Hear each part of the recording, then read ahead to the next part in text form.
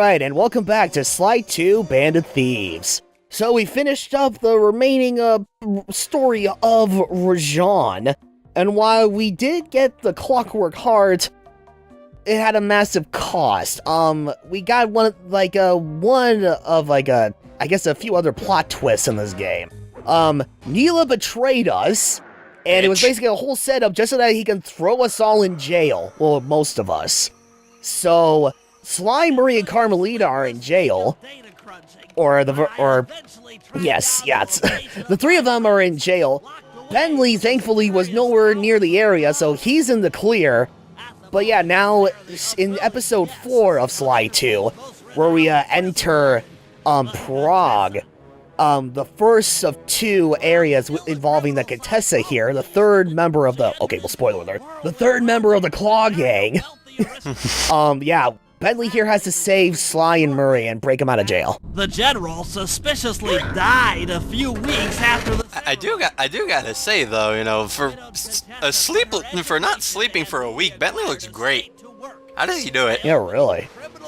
Now, there's actually a little bit of controversy, so a lot of discussion with the scene that occurred, like, as Bentley is going through, like, the Contessa's backstory, when she married a wealthy aristocrat, and sometime after the ceremony, the general, like, died for whatever reason.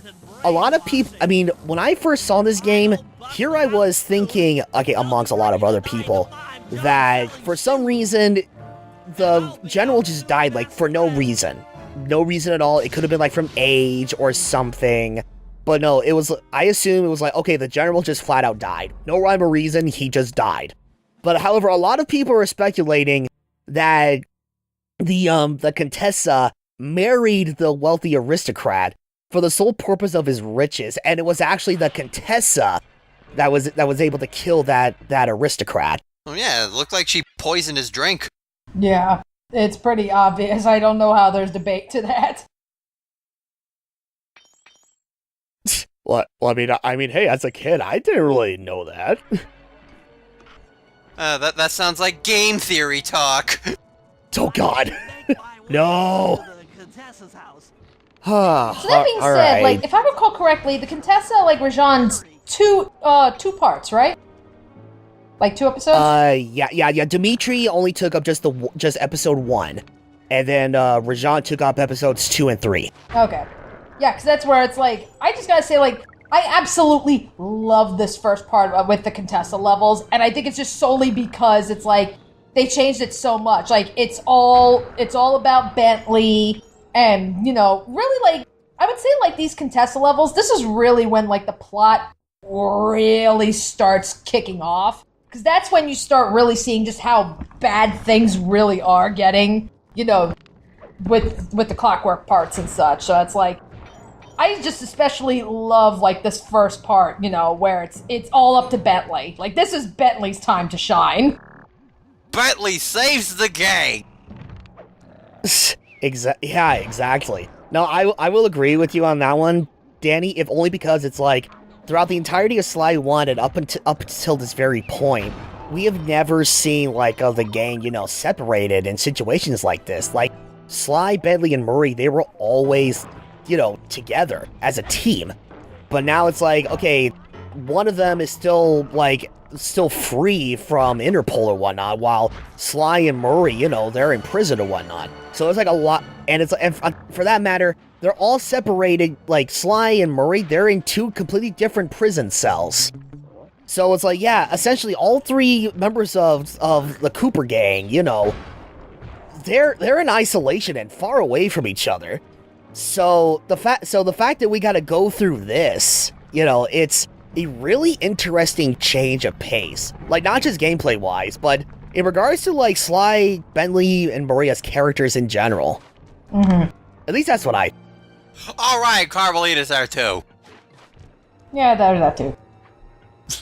Like, that being said, like, I don't know if I brought this up, like, you know, when we had first met the Contessa, you know, when we were dealing with Rajan, but it's like, I mean, like, can I just say, like, how much I really appreciate the Contessa's design?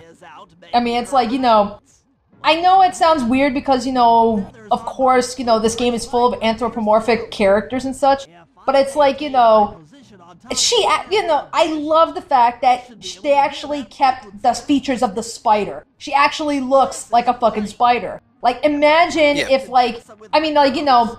as much as I'm a fan of the series, can you imagine a spider character like this fitting in Sonic? I don't think so. Sega, they'll just make the typical, Sonic body type, and then we'll just throw extra limbs on, and it's like, okay, that's it.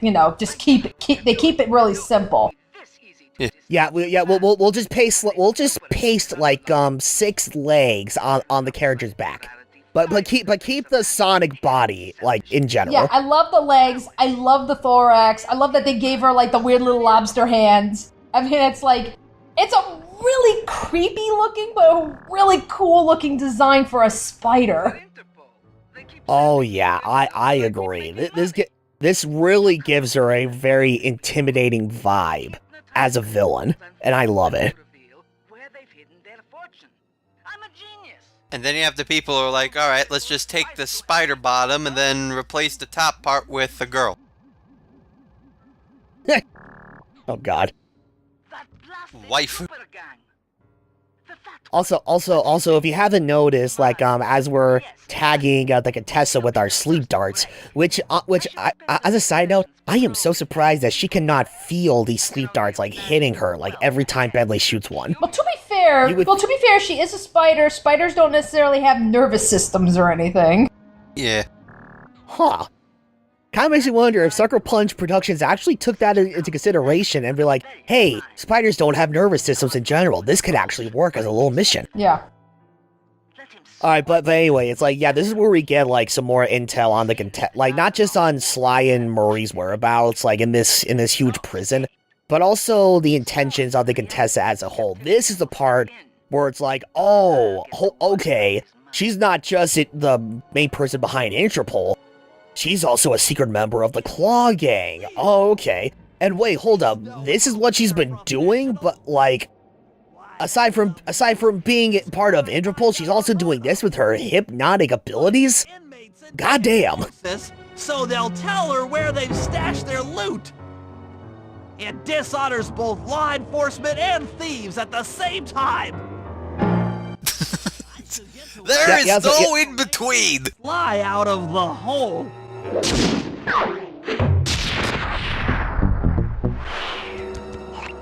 Alright, well, alright, so first things first, we gotta get Sly out of the hole. And the best way to handle that is to use we gotta use a train to get at it. So Sly, I have an idea how you could beat the hypnosis. Wear glasses. Alright, in order to avoid the Contessa's hypnotic abilities, this may be a bit of a risky move, but you're gonna have to blindfold yourself.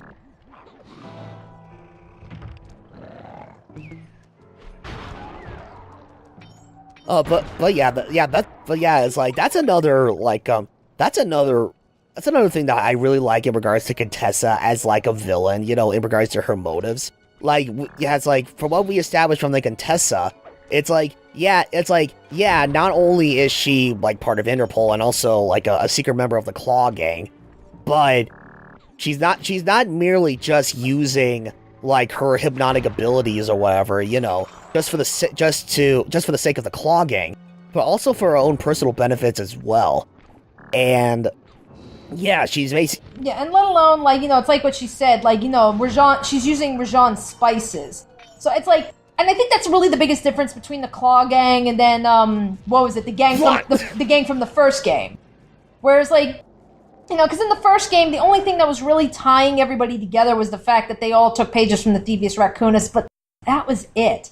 You don't really get the sense that, oh yeah, this is an actual gang. They actually have a plan or whatever. It's just a bunch of guys that just happen to steal a book at the same time. Whoop-de shit. This was really the point. Yeah. This is really the point where it really does, like, this is where you start seeing shit come together, where it's like, okay, now this actually feels like, yeah, they actually feel like a gang. There is some kind of a conspiracy going on, and each of them really does play some kind of a part into it. Can't believe Sly eventually evolved into a gang war.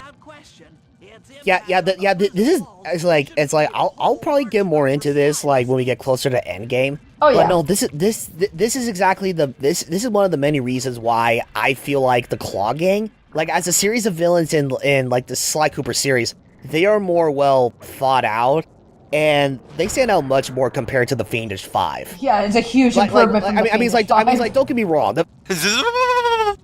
Don't get me wrong. The Fiendish Five, they're very memorable villains, because it's the first set of villains in the first ever Sly Cooper gang. But it's like the way that they handle the Claw Gang, with not just the Contessa, but also with the other two members, like as we go along, or heck, even from the motives that we saw, like with Dimitri and Rajan. It's like, yeah, as a series of villains, they work so well, really. And then we work up the ranks to fight the level 100 mob boss. Yep, and then Bentley with his hacking. Essentially, with all these little computers that go along the railroad or whatnot, we basically with every computer that we hack, it increases the speed of the little train. So once we get into once we get to the train at full speed, we'll be able to hack the last terminal just so that we can launch the train at the prison wall to make an opening for Sly to escape. Yeah. That being said, can I just say how for anyone out there who has played Nier Automata, you think to the 9S levels where 9S has to actually hack, and it's very similar to what Bentley does, but the difference being is 9S, you're just in a square. You're literally in a square, and that's the only range you've got is just you're in a square, and you're still shooting things very much like what Bentley's doing. But it's no, Bentley's hacking. It's a fucking maze. It's a little bit more complex than what 9S was doing, and that was a game that was involving androids. Right. It's like, fortunately with these little hacking sections right here, it's like, yeah, these little hacking minigames with Bentley, obviously a massive step up from the hacking minigame that we went through near the end of the first game. But it's even though they look like mazes or whatever, it's they're more linear than they look. Well, yeah, but still. I mean, it's the day will come eventually where I will bring Nier Automata onto SNG.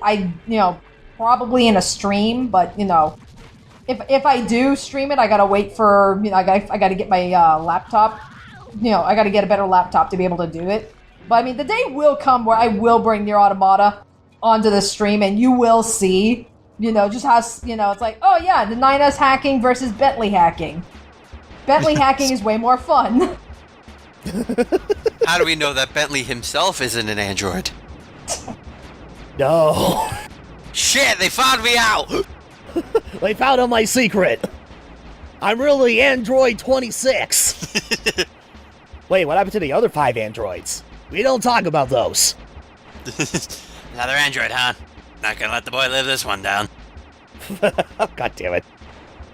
I only ever met the 2. Oh, well, look at that. So did we! They're just lining up like circus seals.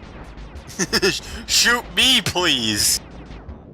I wish he could shoot me with his ray gun. Just 2 more terminals. Alright, I will say, the farther you get into, this, part of the... When you get to, the train, at nearly full speed or whatever, as you're going on through the railroad, it can get really intimidating. Because it's please don't run me over, please don't run me over, please don't run me over. I still remember back when the Super Gaming Brothers did their Let's Play of this game. I think Elliot, finished one of the hacking minigames, and as soon as, he left the terminal to get on the train track, boom, he just got ran over by a truck.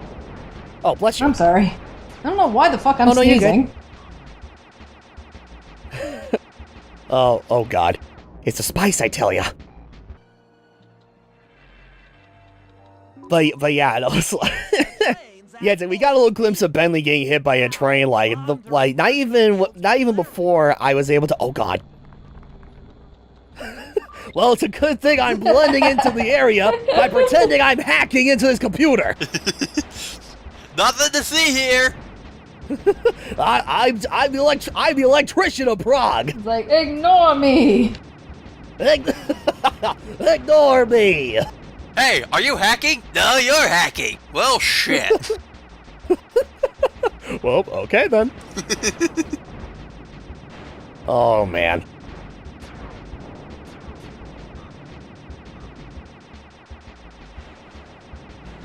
Can't believe they caught me hacking of all things. God, it's moments like this during like these hacking mini games. This is also like a bit like a test of patience in a way, because you're trying so hard to. Oh, whee! It's a good thing those trains were apparently empty, or that could have caused a lot of casualties. But in which case, it's like, yeah, those hacking mini games or whatever, it's like, yeah, like I said, to me, it's kind of like a test of patience in a way. Because you're trying so hard to, you know, like, shoot through those barriers. But then at the same time, it's like, you still have all those enemies spawning like, at the most inconvenient of times. And you gotta defend yourself for those as well. So it's like, I want to break through this wall, but it's like, oh, okay, how the hell did that miss? Wait a minute, it looks like he was sleeping already, so you hit him with the sleep dart that wakes him up. It's like, no, he was sleeping at first. You shoot him with the dart. He wakes up out of shock, you know, from the massive sting, and then he falls back asleep again. Now, I like to imagine that the sleep dart cancels it if you're already asleep, and it just becomes a wake-up dart. That's totally not what a sleep dart is supposed to do. It's supposed to put people to sleep, not act as a wake-up call. You weren't there before! Oh, it's like, oh, now you decide to wake out of your rocky slumber. God, I hated gargoyles. That sneaky devil. Alright, but in which case, now, if I can just get up there. Okay, there we go. Alright, so, we made the opening thanks to the train, you know, so that way Sly can escape out of the prison walls or whatnot. Unfortunately, there's still a shitload of security surrounding the prison wall.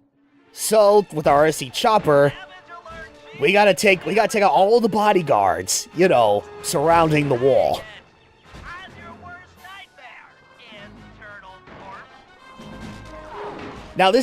Okay, so yeah, it's basically kind of like how it was, like, with the previous, RC chopper missions, you know, like, what was it, like during the first part of Rajan's, area.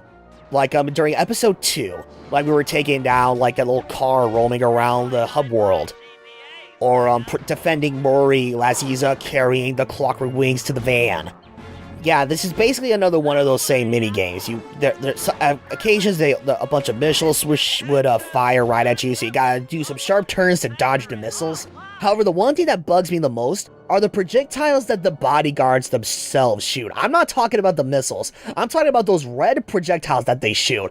To this day, I have no idea if there's a way you could actually avoid those. Because I would try doing the sharp turns like as if I was trying to dodge those missiles. Nothing happens. I still get hit with those regardless. Or maybe you're supposed to intercept those red projectiles with your bombs. I have no idea. Again, I have no idea if that's a thing or not. All I know is that considering I have no idea how to dodge those, it's irritating as hell with this particular mission. Yeah, you do.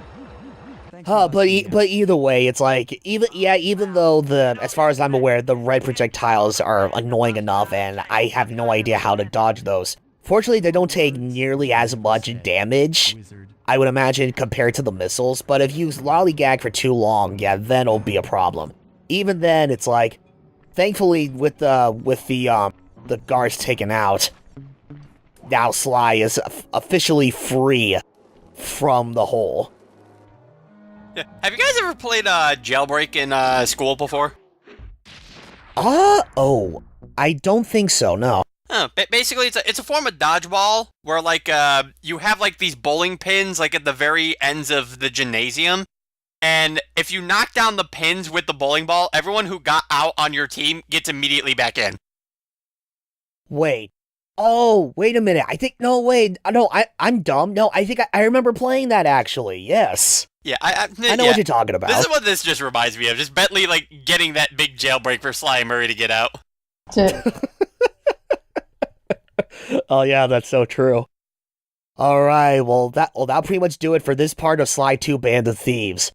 All right, so we have Sly out of jail, but now there's still Murray to take care of. So join us next time as we figure out a game plan to break Murray out of jail. We will see you guys then. Murray, eat the cage!